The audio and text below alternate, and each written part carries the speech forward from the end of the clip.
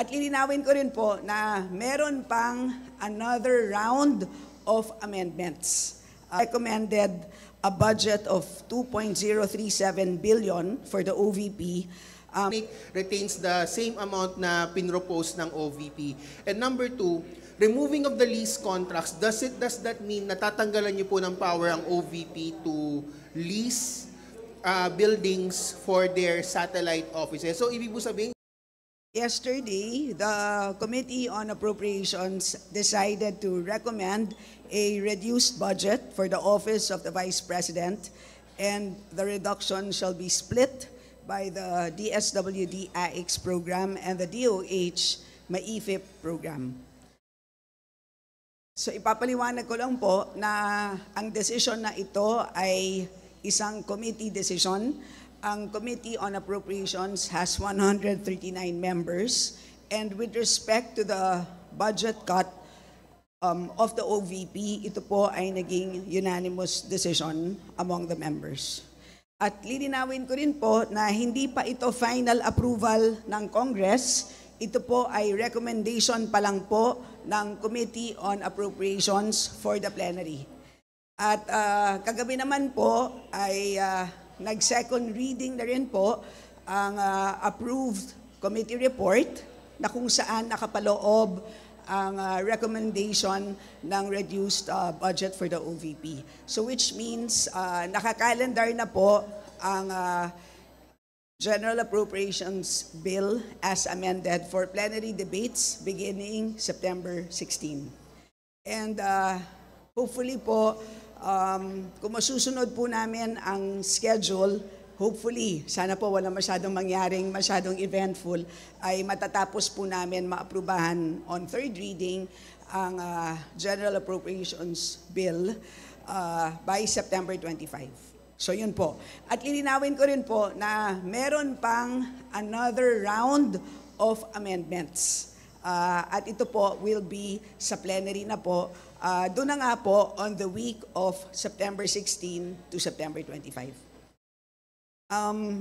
So, ang nangyari po is while the Office of the Vice President, the DBM, proposed or recommended a budget of 2.037 billion for the OVP, kami naman po, ang Committee on Appropriations yesterday recommended, to be exact, 733,198 million pesos, which means merong cut of 1.293159 billion pesos. At ang reduction na yan ay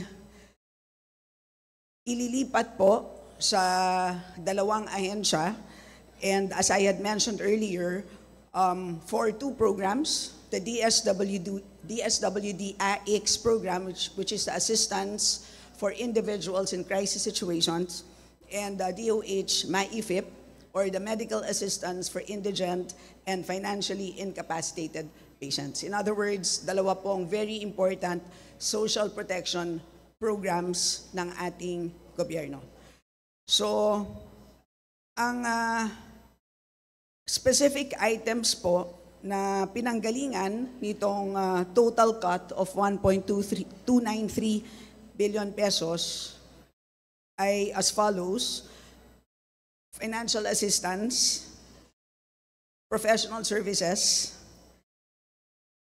utility expenses, supplies and materials, as well as lease expenses. And ang dahilan po kung bakit ang items na ito ang naapektuhan, lahat po ay nanggaling po sa lahat po ng narinig po natin doon po sa dalawang hearings na naganap in the last weeks. So, mamaya po kung meron kayong katanungan on the details, I can provide those to you. So,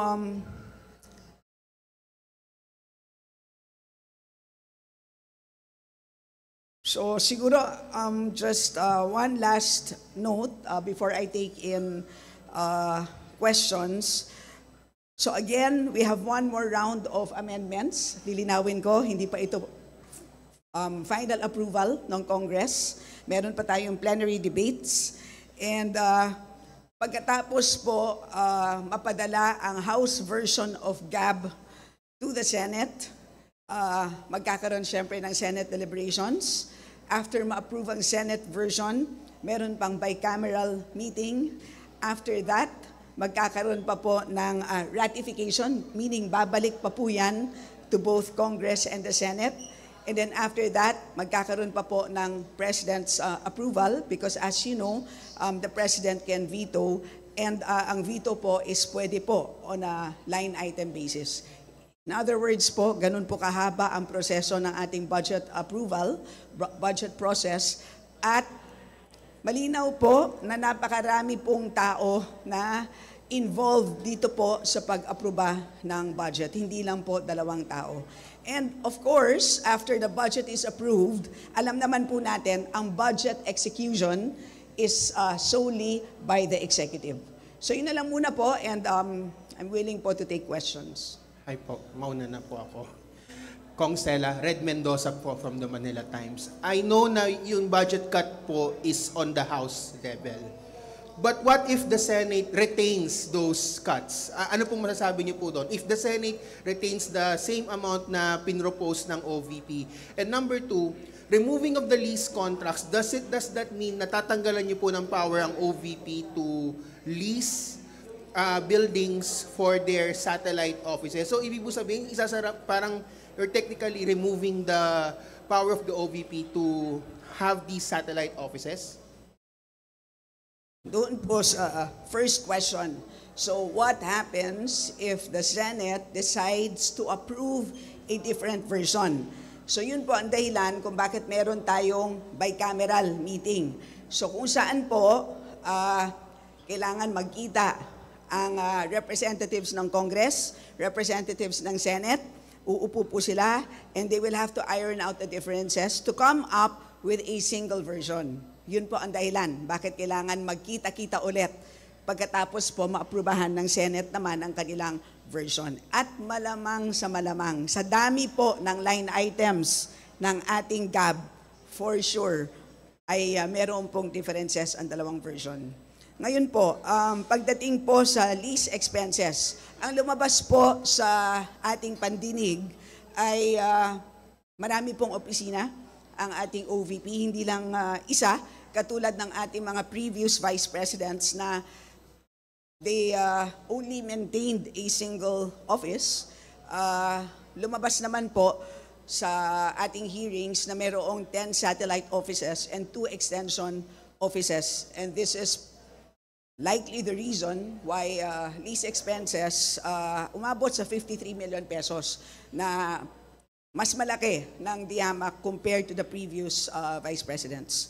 So, minabuti po naming balik po siya sa levels ng 2022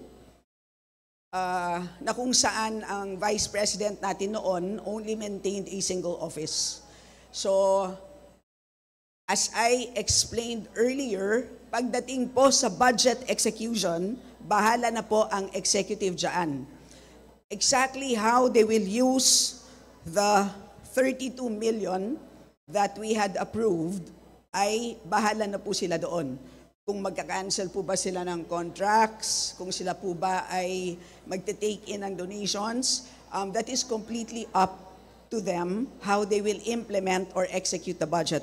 As far as we are concerned, kung ito po ay maging final number, yung approved amount of, yung recommended amount of 80.732 million, kung ma-reduce po siya to 30.426 million, how that will be spent exactly, kung in the end, one contract lang siya, that is completely up to them. Yes. Ma'am, kasi I heard nga po the word donation. So, if ever man nagkulang po yung budget ng OVP, are they allowed to take in donations? Yes, they are allowed. There is a general provision in our GAA. They are allowed to take in donations so long as if those donations come from foreign governments, meron pong kailangan na clearance from the Office of the President. Yun lang po ang limitation po. Hi, Kong Stella Krisha from The Inquirer po. Ma'am, can you walk us through how the committee eventually decided to slash the budget po? So, ang lumabas po sa ating hearings is, of course, nagkaroon ng problema sa paggamit ng confidential funds. But moot and academic naman because last year pa lang ay tinanggal na natin ang confidential funds. Wala pong proposed budget for confidential funds in 2025. So at least that's out of the way. Pagdating naman po sa regular programs, ang lumabas sa hearing ay number 1, tila napakaraming opisina. Bakit? Whereas the previous vice presidents did not have those nationwide offices. Number 2, bakit napakaraming social programs na ini-implement, tila redundant? Bakit merong sariling medical assistance program? Meron naman tayong MAIFIP sa DOH. Bakit merong sariling burial assistance? Meron naman tayong AIX sa DSWD. At ang AIX at saka MAIFIP, these are mga programa na subok na. So, yun ang mga dalawang, kumbaga, nangibabaw na findings mula sa COA. And at the same time, lumabas din po na mababa ang utilization rate. Ang dami pong natirang pondo mula sa social programs. And at the same time, meron din lumabas na mga problema, implementation problems resulting from lack of implementation details or protocol according to the COA. At kung naalala niyo po ay halos may mga similar problems doon po sa DepEd tulad po ng mga problema sa delivery, nagka-problema po sa mga nabubulok ng mga tinapay, etc.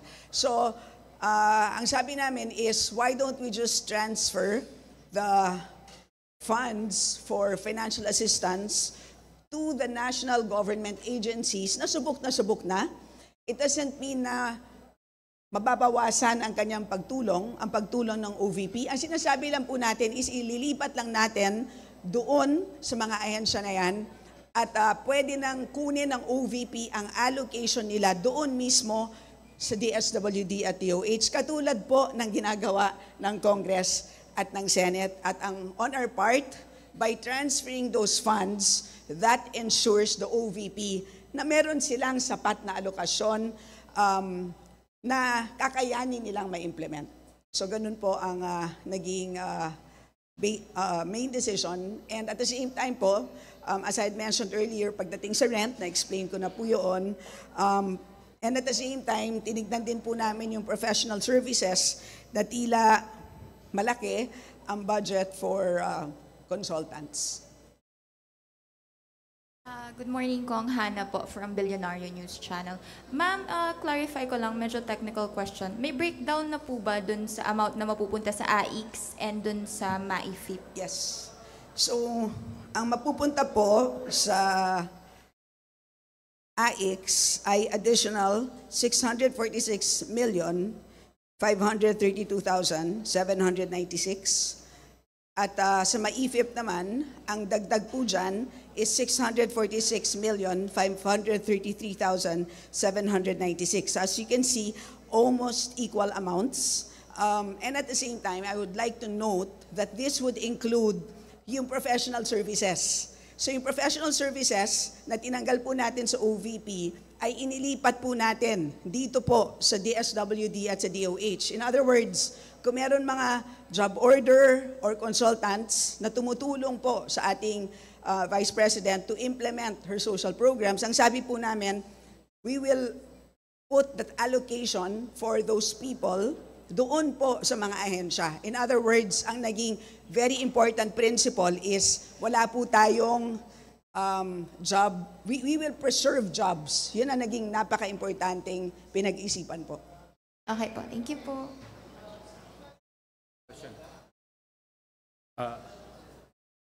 Okay. Kung Ibig sabihin mo ba, kasi kinompute ko itong sa propose nung OBP, DBM sa OBP, yung financial assistance subsidies 947 million, under nun yung medical assistance, educational assistance, burial assistance, magnegosyo taday, pagkatapos dun sa supplies and materials welfare goods, 295 million pesos, under nun yung pagbabago campaign bags, disaster operation, rice food bags, kalusugan, food truck, pansarap, lahat ba to wala na sa OBP Social Services budget? So yung pong financial assistance amounting to 947,445,000, yan po is completely transferred. Okay? At yung portion naman po ng ibang nabanggit nyo po na welfare goods, which are under supplies and materials, we estimated that to be about 200 million. Kaya yun po ang inalis po natin doon po sa by object na supplies and materials expense. So ang proposed po is 401,227,000. So we removed 200 million from that. So ang matitira po is 201,227,000. Last na lang pong follow-up. Kasi the OVP has a libreng sakay program. Maapektuhan po ba yung libreng sakay program na yon? Kasi medyo may component din yun sa kanilang budget. And by how much po yung matatanggal sa libreng sakay program nila? Well, judging po from, at least from the 2023 report, there were procurements amounting to, kung natatandaan ko correctly, about 24 million pesos for vehicles. So tingin ko po, since nabili na po yun, ay pwede na po nilang ipagpatuloy yun. At meron naman po natitirang pondo para sa other MOE expenses para sa gasolina. So, not necessarily po, no? Again, it's completely up to them na ipagpatuloy ang programa na yun.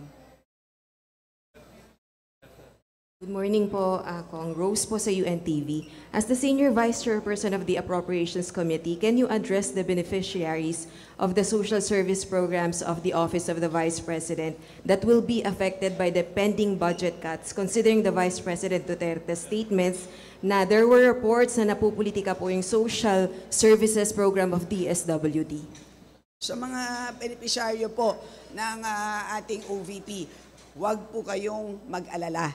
Dahil ang pondo po natin para sa Social Services Program ay intact po at nilagay po natin sa DSWD at DOH ang mga under specific programs, AIX and MAIFIP, na sa totoo lang po, subok na po in terms of service delivery.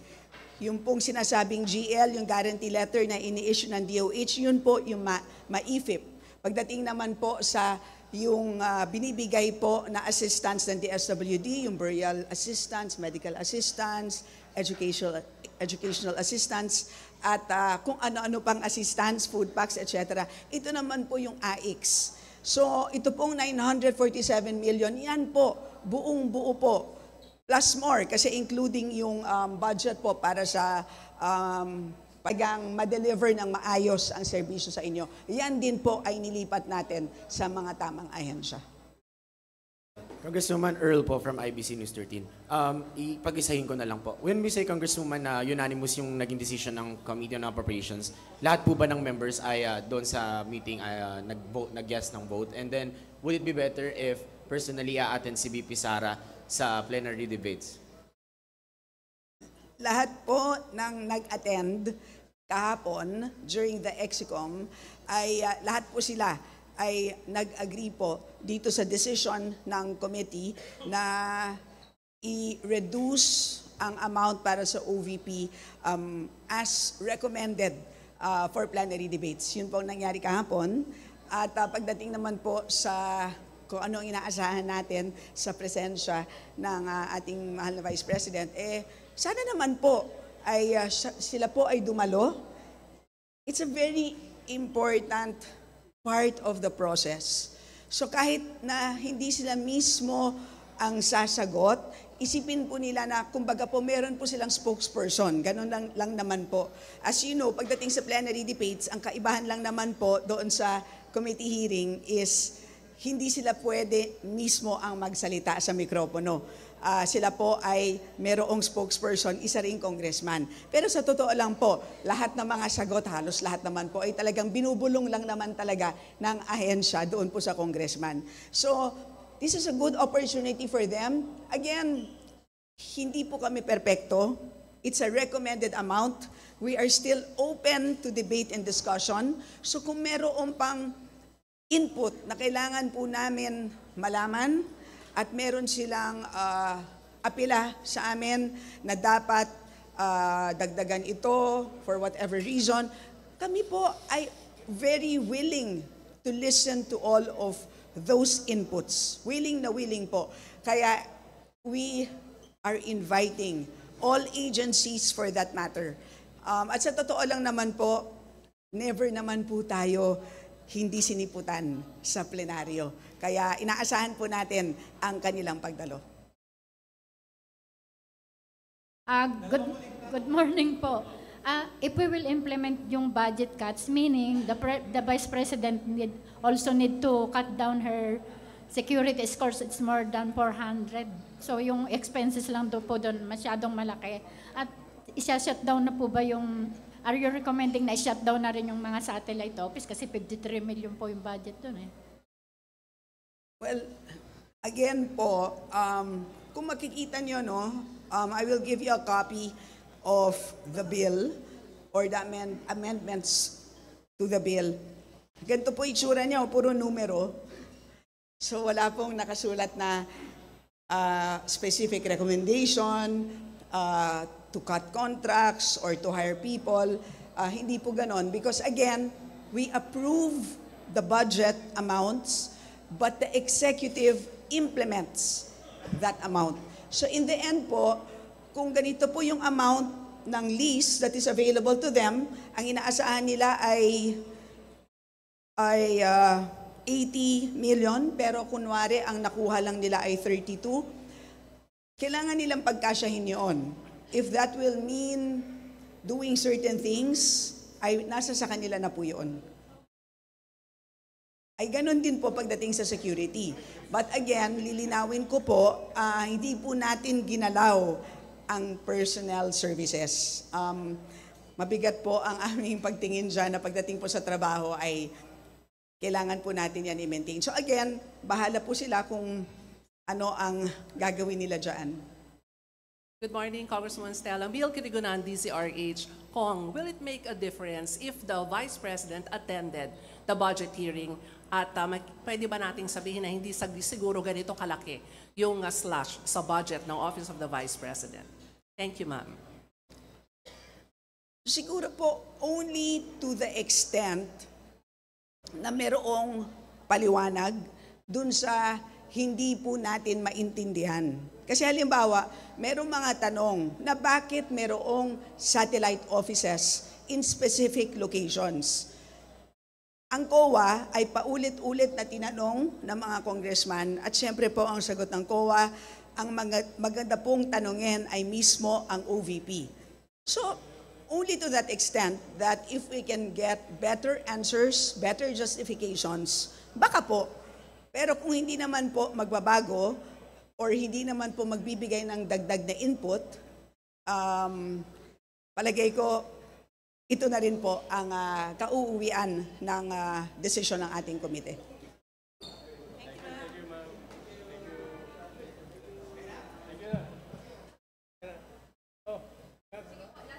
Yes.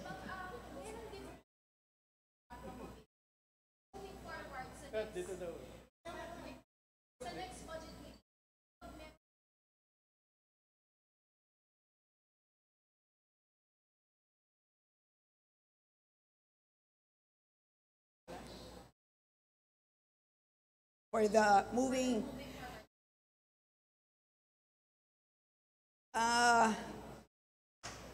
sa totoo alam po, sa ngayon, wala naman specific rule as to ano ang consequence, but as enunciated by many members, it's really by tradition na talagang sumisipot ang lahat. And this is really the first time talaga na right? Maraming salamat. Magandang araw.